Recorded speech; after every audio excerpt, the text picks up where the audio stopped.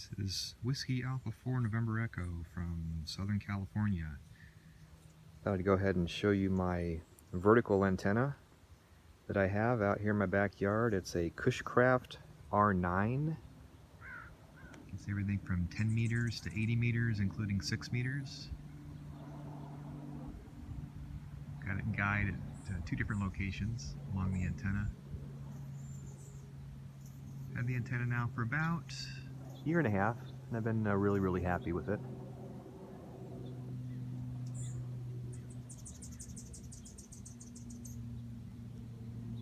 So one thing I wanted to show was what I used and designed to kind of lower the antenna by myself and to raise the antenna by myself. So we've got primarily fence posts, Schedule 40 fence posts, the thicker stuff. The Schedule 20 I thought was going to be a little bit too flexible for the setup.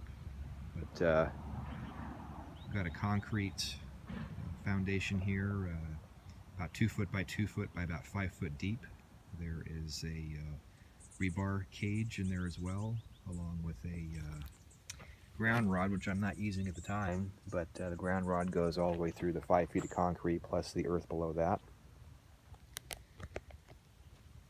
Got a winch here. I want to say it's rated for 600 or 800 pounds. I can't recall exactly, but it's a pretty decent size winch that I had to order online. And have a couple of pulleys that were welded to the winch and to the mast, or to raise and lower it easier. I've got these cross braces here, as you can see. So when I lower the antenna, I have to remove this screw here and this screw here, and I just let these 2 pieces hinge downward over here. And that way, the mast, which is the middle pole right here, can be lowered and actually extend out this way towards the fence right behind me here. So the cross braces do a couple things. When I raise the antenna back up to the up position, these cross braces in front I keep in place at all times. That way the antenna doesn't go too far beyond vertical and fall backwards. And once the antenna is completely vertical, I rehinge these 2 back cross braces back to where you see them right now to sandwich them together. So that way during winds and so on, I don't have a whole lot of swaying on the mast. The mast itself, the middle pole here, is also a Schedule 40 fence pipe, and it's 17 feet tall, and then the antenna sits just at the very tip of the mast. So I think the total height of the mast and the antenna together is about 52 feet. So these holes right here were actually the bolt you see there. Holes had to be drilled through all these posts, as you see, in order for the whole antenna and mast to hinge. And because it's Schedule 40 pipe, it took quite some time to get the holes drilled. So plan on spending some money on a couple of decent drill bits. I think I had to go through a couple of them in order to get all those holes drilled.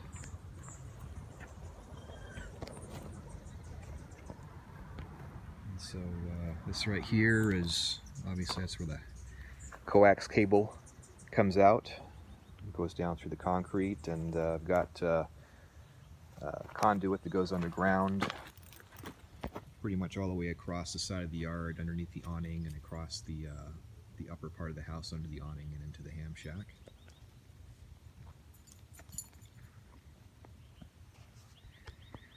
And just for a novelty, danger high voltage sign. Helps to at least keep the kids away. Don't want them trying to lower and raise the antenna when I'm not around, but it's not easy to do that unless you have the proper tools to get those crossbars off first anyways. But anyway, I've got a couple other videos that I took, I believe it was last week. I'm going to post them all on YouTube here at the same time. It shows me lowering the antenna and raising the antenna as well. But I want to do a video to kind of show up close and in person what the antenna looks like and how I assembled everything to make this work. So there's a guy on YouTube who did a very similar setup, and I can't recall his YouTube name off the top of my head. I'll look him up and probably put it in the comments down below.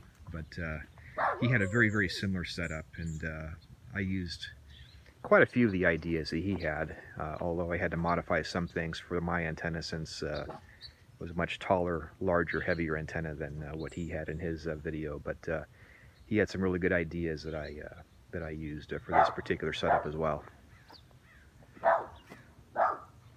So overall, I'm really happy with the antenna and its performance.